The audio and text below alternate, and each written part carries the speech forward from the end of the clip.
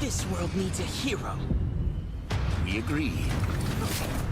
Welcome once again to the Vlog. I am your host. Today, I'll be talking about the new movie Dragon Ball Super Superhero. Dragon Ball is a series created by Akira Toriyama. He started writing manga over 45 years ago, and his series Dragon Ball in particular will be turning 38 years old in December. As a longtime fan of the series, I was excited to go see a new adventure.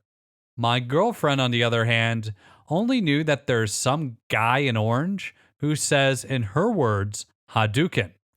So I'll be given two different perspectives. One perspective from someone who not only knows that Goku says Kamehameha, but has also been following Dragon Ball since it was first introduced into the United States, and the perspective of someone who has never seen or read anything related to Dragon Ball. I honestly didn't think she'd want to see the film, but I was interested to see how she'd react. With Goku not being the focus, it was a little awkward for her since she kept waiting for him to show up, but she thought it was an otherwise cute movie. She really liked Pan. Surprisingly, she actually liked it. Dragon Ball Super Superhero is a fun reunion of familiar characters that doesn't necessarily do anything special. With that said, it was nice to see what everybody was up to. I think they did a fairly good job of recapping and getting newcomers up to speed, so if you don't know anything about Dragon Ball, or if it has been a while, they do a good job of letting you know all the important characters in the film and why they're important. However, I felt that the film felt a bit long for a movie and too short for a Dragon Ball adventure, which I know sounds contradictory. What I mean by that is that even though the film was only 100 minutes long, it dragged a bit at times, especially in the beginning. However, as a Dragon Ball saga, you didn't really get to know the new characters as much as I would have liked, and there are some side stories that I would have really liked to see. I don't think it's a spoiler to say that Goku and Vegeta were sidelined for the entire film, but as a fan, I would have really liked to see what they were doing. Hopefully, if they use the events of this film as part of a new animated series, we'll get to see what happened. I don't want to go any further, but be sure to stay for the post-credits scene. Dragon Ball Super Superhero focuses on Piccolo and Gohan. In many ways, it's a callback to the Cell Saga. I think fans of the Cell Saga, Piccolo and Gohan, will really enjoy the film. The villain group is once again the Red Ribbon Army. Their front group, Red Pharmaceuticals, just so happens to use the same name and logo as the past group. But given that it's the world of Dragon Ball, no one is aware that they're the same people. Their new company president, Magenta, is able to convince the grandson who created one of the world's greatest threats that they're actually the good guys, and gets him to create new androids. Dr. Hedo, a somewhat misunderstood genius who loves superheroes, creates the Gammas to defeat Goku and his friends to save the world. With Goku and Vegeta nowhere to be found, it's up to Piccolo and Gohan to save the day. If you're a fan of Dragon Ball, I think it's worth seeing. However, it's not good enough to necessarily go out of your way.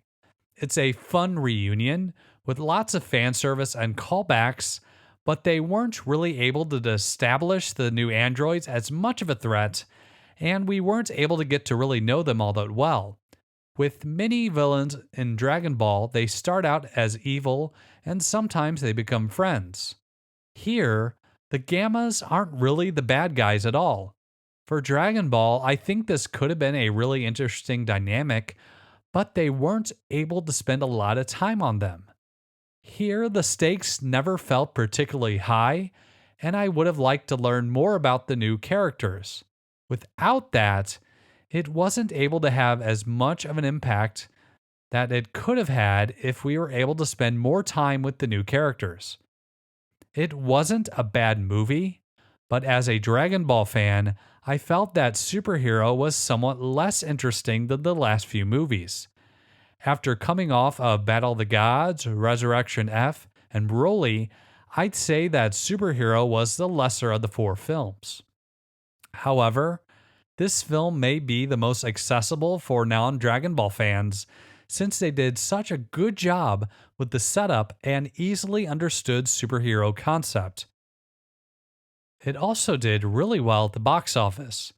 At the time of this review, Dragon Ball Super Superhero is the number one movie in America, with over $20 million in ticket sales for its opening weekend, which I think is pretty impressive considering it was going against a new film with 2 to 3 times the budget with a major award winning Hollywood actor. Overall, I felt that this film would have worked better as a new saga in a manga or anime as opposed to a film. Since they only had 100 minutes, we didn't get to see a lot of our favorite characters. Some of them didn't even show up at all. But given the constraints of time, that made a lot of sense. Now let's talk about the animation. They didn't have the greatest transition from 2D animation to 3D animation, in my opinion. I understand why they did it, but I found it to be somewhat distracting.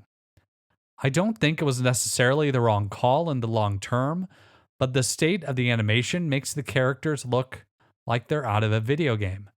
They used a mixture of 2D and 3D with their use of callbacks that worked, but the facial animation wasn't quite right, and I don't think this film will age very well. I think it was fine as a proof of concept, and if they continue to do more Dragon Ball adventures in this style, I think it will continue to get better. I think this may be the first time that they made an anime look like a video game as opposed to trying to make the video game look like the anime. In fact, I've been mixing in video game footage as I've been talking about the animation. So overall, Dragon Ball Super Superhero is a fun adventure for both old fans and new, even though it doesn't necessarily trend any new ground. It drags a bit at times, and the animation is a bit of a work of progress. I want to thank you for watching my review, and I hope you have a wonderful day.